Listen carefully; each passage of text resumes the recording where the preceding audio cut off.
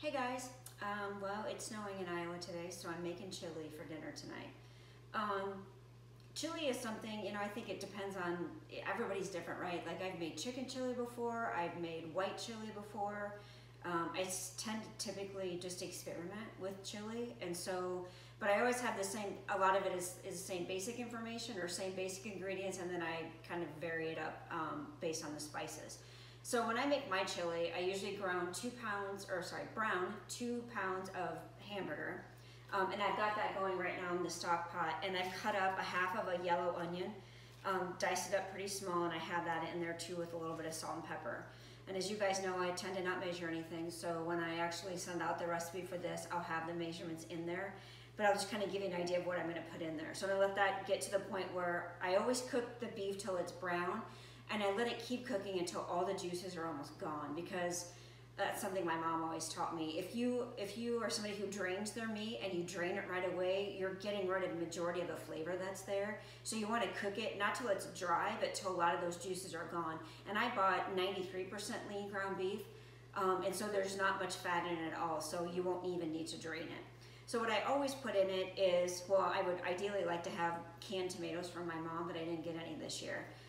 But I like pieces of tomato in my chili, so I always buy these diced tomatoes because they are like small dices of tomato along with the juice, and they usually put in like 2 cans about this size along with a can of crushed tomatoes. That is basically, it's a little bit thicker than just tomato sauce, which is really thin like spaghetti sauce, but I just like the consistency that that gives. So I got my tomatoes that I put in. I always use some amount of chili beans, and I always use Mrs. Grimes chili beans. And then sometimes I'll mix it up. So I only had this can, so I'm gonna add a can of black beans to it this time. And you could, experiment with whatever kind of beans you like. And if you don't like beans at all, you don't have to use beans. You can just go pretty much with the tomatoes. The other thing you could do if you have kids who maybe will eat chili but won't eat vegetables, dice up, actually you could shred up some carrots in there. You could add green peppers to it. Any other vegetables that you'd want to throw in there, just, to add a little more vegetables. When I think about the spices that I put in my chili, I always use chili powder. So this is the same chili powder I put on roasted sweet potatoes. So it's like a medium hot chili powder. I love a smoky flavor to my chili, and so I always add ground Chipotle chilies. So it's a powder also. It can get pretty spicy, so you just have to kind of mess around with how much. And then if that's not enough spice, I also add crushed red pepper because it's a little bit different flavor, but I like the combination of those three together. I grew up just with this, and so it's pretty one-dimensional, which is why I like to add these others. I always add oregano to my chili. I feel like it just gives it another kind of an added element of flavor. I always add some garlic salt to it, and then the last thing I add is dark chocolate.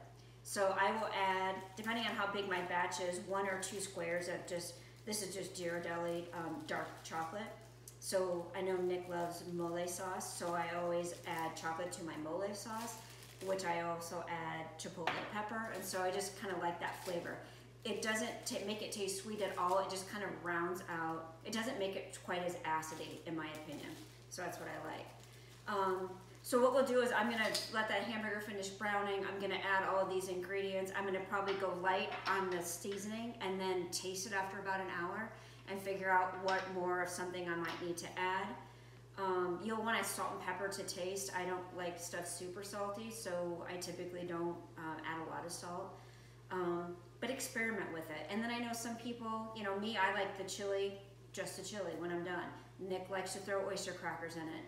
Other people will add shredded cheese, maybe onion, or you could dice up an avocado, just kind of put over the top of it if you wanted to, but some different ways that you could, a little sour cream that you could, or Greek yogurt actually, where you could add, a few other elements to it. So chili is super versatile. Let me know what you guys think about this. Maybe and so I've done this exact same recipe, but using chicken, not ground chicken. I actually would, bake or in a crock pot, just cook chicken and then dice it up and use the same thing. So you have chicken as your base rather than beef.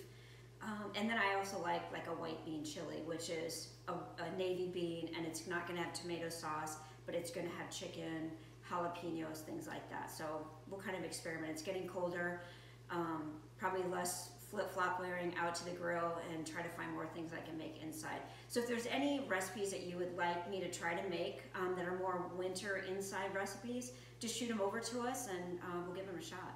So I hope you guys like it.